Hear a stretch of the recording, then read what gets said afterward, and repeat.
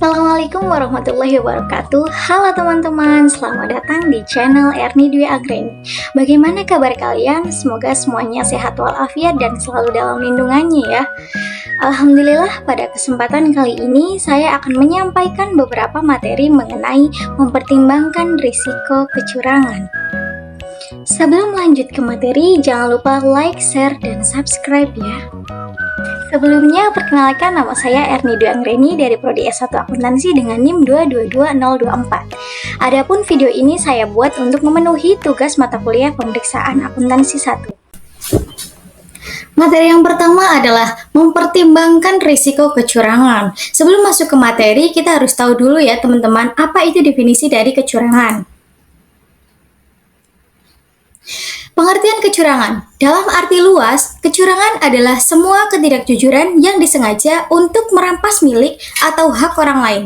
Dalam konteks pengauditan laporan keuangan, kecurangan didefinisikan sebagai pelaporan keuangan yang disengaja mengandung salah penyajian. Selanjutnya, jenis-jenis kecurangan. Jenis-jenis kecurangan ada dua ya teman-teman. Yang pertama, pelaporan keuangan yang mengandung kecurangan, dan yang kedua, perlakuan tidak semestinya terhadap aset. Apa itu pelaporan keuangan yang mengandung kecurangan? Pelaporan keuangan yang mengandung kecurangan adalah suatu kesalahan penyajian atau penghilangan suatu jumlah atau pengungkapan secara disengaja dengan tujuan untuk menipu pengguna laporan keuangan. Sedangkan, apa itu perlakuan tidak semestinya terhadap aset? Perlakuan tidak semestinya terhadap aset adalah kecurangan yang menyangkut pencurian terhadap aset. Selanjutnya, kondisi-kondisi penyebab kecurangan. Teman-teman tahu nggak, ternyata kondisi-kondisi penyebab kecurangan didasari atas 3 hal tersebut ya teman-teman, yang ada pada segitiga Freud atau kecurangan.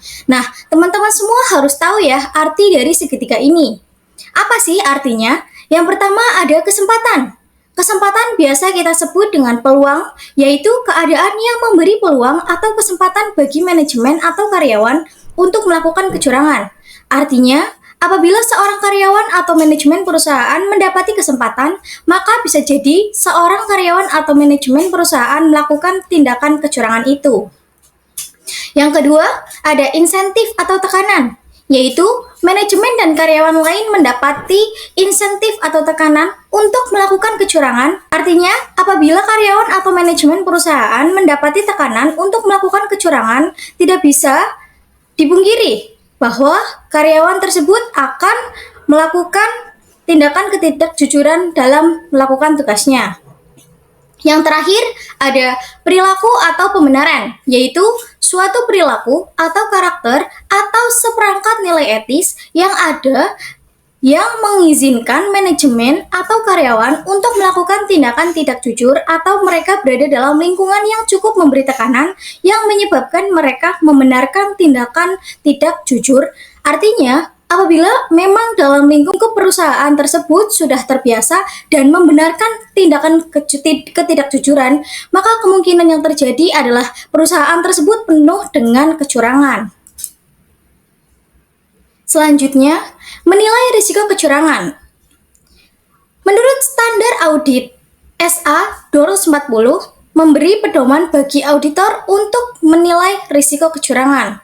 Auditor harus menjaga tingkat skeptisisme profesional ketika ia mempertimbangkan sejumlah informasi, termasuk faktor-faktor risiko kecurangan, untuk mengidentifikasi dan merespons risiko kecurangan. Yang selanjutnya adalah menilai risiko kecurangan. Yang pertama adalah skeptisisme profesional. Apa sih sikap skeptisisme profesional itu? Jadi, sikap skeptisisme profesional adalah sikap yang meliputi pikiran yang selalu mempertanyakan dan melakukan evaluasi secara kritis terhadap bukti audit. Dalam konteks akuntansi dan auditing, skeptisisme profesional adalah sikap yang berpikir kritis terhadap pernyataan-pernyataan yang belum diuji. Nah, jadi seorang auditor harus memiliki dan mengembangkan sikap ini dalam mengaudit dan menilai risiko kecurangan ya teman-teman. Kemudian ada sumber informasi untuk menilai risiko kecurangan.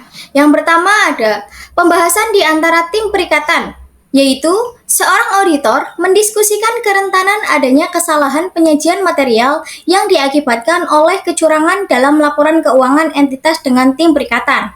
Yang kedua, meminta keterangan dari manajemen. Artinya, seorang auditor diwajibkan untuk meminta keterangan secara khusus tentang kecurangan pada setiap audit kepada pihak manajemen. Yang ketiga, meminta keterangan dari pihak lain dalam entitas. Permintaan keterangan kepada pihak-pihak lain dalam entitas dapat memberikan kesempatan kepada individu-individu untuk menyampaikan informasi kepada auditor yang mungkin tidak dapat dilakukan dengan cara yang lain. Kemudian, meminta keterangan dari auditor internal. Seorang auditor harus meminta keterangan dari bagian audit internal untuk meminta keterangan apakah mereka memiliki pengetahuan mengenai setiap kecurangan yang aktual, diduga, atau dicurigai yang berdampak pada entitas dan untuk memperoleh pandangan mereka tentang risiko kecurangan. Dan yang terakhir, yang kelima ya teman-teman, pemahaman tentang pihak yang bertanggung jawab atas tata kelola. Artinya, seorang auditor harus memperoleh pemahaman tentang bagaimana pihak yang bertanggung jawab atas tata kelola melakukan pengawasan terhadap proses yang diterapkan manajemen dalam mengidentifikasi dan merespon risiko kecurangan dalam entitas dan pengendalian internal yang telah ditetapkan oleh manajemen untuk mengurangi risiko tersebut. Selanjutnya, merespon risiko kecurangan. Standar Audit SA 240 memberi pedoman bagi auditor untuk menilai risiko kecurangan. Auditor harus menjaga tingkat skeptisisme profesional.